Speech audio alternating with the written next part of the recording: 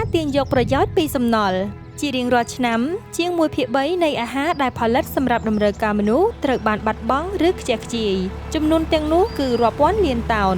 នេះនាំឲ្យខាតបង់នៅសារធាតុចិញ្ចឹមដ៏មានតម្លៃជាច្រើននិងការបំភាយឧស្ម័នផ្ទះកញ្ចក់ដោយខ្ជះខ្ជាយ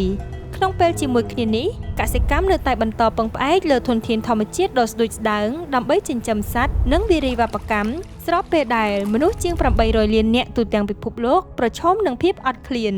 អតលយភាពនេះទាមទារឲ្យមានដំណោះស្រាយប្រកបដោយភាពច្នៃប្រឌិតនៅ The Husk យើងបដិញ្ញាចិត្តជ្រោមជ្រែងអនាគតមនុស្សជំនាន់ក្រោយដោយបង្កើតវដ្តមួយក្នុងប្រព័ន្ធអាហាររបស់យើងលើសពីនេះការទាញយកប្រយោជន៍ពីសំណល់កាត់បន្ថយនៅតម្រូវការក្នុងការដាំដុះដំណើរការនិងការដឹកជញ្ជូនវត្ថុធាតុដើមថ្មីៗយើងមានគោលដៅច្បាស់លាស់នៅឆ្នាំ